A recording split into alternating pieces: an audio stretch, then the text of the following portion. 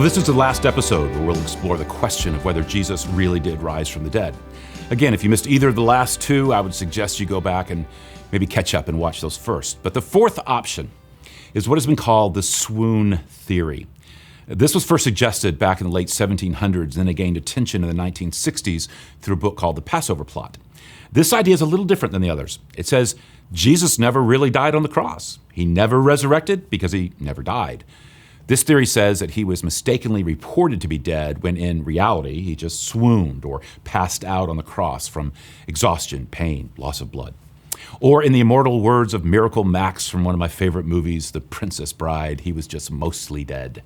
And as we all know, mostly dead means slightly alive. And from that slightly alive state, after 3 days, he got up, walked around, claimed he rose from the dead, and was received as resurrected. Even the most die-hard skeptics don't raise this option very often. I mean, first it makes Jesus out to be the most manipulative, false, lying, deceitful religious figure in all of human history. Not many people feel that way about Jesus. But the big argument against the swoon theory is physical, meaning what he had to do or would have had to have done to survive. One of the first things he endured was a savage flogging from the Roman guards. He received 39 lashes with a form of cat of nine tails, which had weighted pellets of lead at the end of the whip, and then ends that were embedded with bone and metal to add weight, along with razor-sharp hooks. It was designed so that when it hit your back, it dug in, and when it was pulled back, whatever flesh was on the hook was ripped out, literally tearing the body apart, often leaving the bones and intestines showing. Jesus received 39 of these lashes. 40 by Roman law was considered the death penalty. Then he was pierced in the head with multiple wooden stakes. You may have heard that Jesus had a crown of thorns placed on his head, or have seen pictures of it, but what was used then were date palms, and the thorns were several inches in length. So it wasn't placed on his head as much as his head was impaled on it. It would be like having a series of 3 or 4 inch nails driven into your skull, causing massive facial distortion. It was beaten into his skull with the equivalent of a baseball bat to drive the wood as deep into his head as possible. Without a doubt, that alone could have killed anyone. He then was made to drag his heavy wooden cross all the way up to a hill called Golgotha, which is where he was to be crucified until he collapsed and could carry it no farther. That indicates that by this time he was already so physically decimated that he couldn't even walk. He then was nailed to the wooden arms of the cross with spikes that would have been driven into his wrists. Medieval art shows the holes in his palms, but when the Bible says the nails went through his hands, the word used for hands translates as anywhere from the wrist up. Based on corpses found who were crucified during that time period, the nail was typically driven through the wrist so as not to tear through the flesh of the hand with the weight of the body hanging on the cross. The goal was for the body to hang. Nails were also driven through the ankle, among the most sensitive nerves that could have been pierced.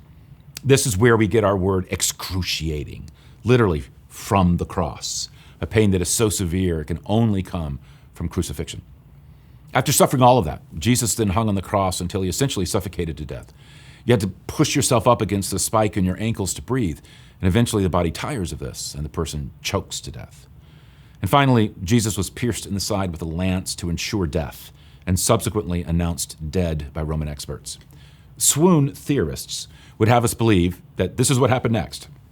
After Jesus was laid in a damp tomb in burial clothes and 75 pounds of burial spices and endured 3 days without food, water, or medical attention of any kind, he popped up and said, "Hey, I feel better." He rolled back a stone weighing thousands of pounds, then single-handedly, without any kind of weapon, overpowered a crack team of 16 of Romans' heavily armed, heavily armored elite fighting troops. He then started walking around town, looking physically like pretty much nothing had happened, just a few holes here and there, but otherwise none the worse for wear. The resurrection is easier to believe than that. But even more telling is that medical experts have pored over the biblical record of Jesus' death. There was even an article in the Journal of the American Medical Association titled "On the Physical Death of Jesus Christ." And among the article's points is that the Bible records with great detail that when the spear pierced Jesus' side, water and blood spilled out. Though the eyewitnesses who recorded that didn't know it at the time, we now know this was a medically significant detail. It was a sign that the spear pierced the pericardium, which is the sac that surrounds the heart, as well as the heart itself. It's a description of the post-mortem separation of the blood into clot and serum, indicating that Jesus was truly dead. So let's add this up. If the disciples didn't steal the body, The Jewish and Roman authorities didn't steal the body. There wasn't any kind of mass hallucination, and they didn't go to the wrong tomb, and Jesus didn't just pass out on the cross and start feeling better in a day or two. What option is left? Christians have concluded that he did what he said he was going to do because he was who he said he was, that he rose from the dead. Now, I know that you might be thinking, I don't really care what the evidence points to. You're not going to back me into this corner through some kind of hypothetical detective analysis. Dead people don't rise.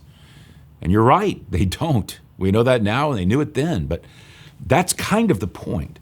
This is what startled N.T. Wright, who taught at both Cambridge and Oxford. His massive 800-plus page academic work on the history surrounding the resurrection event of Jesus. He writes that no one would have ever thought of the resurrection because nobody believed such a thing possible. Nowhere in paganism, nowhere in Judaism, nowhere in any worldview or philosophy did anybody ever conceive, posit, contemplate, or even suggest that such a thing could or ever had taken place. Wright's conclusion is that the early Christians did not invent the empty tomb and the meetings or sightings of the risen Jesus in order to explain a faith they already had. They developed that faith. And why did they develop it? Because of what they saw, because of what they experienced, because what they didn't think was going to happen or could happen did.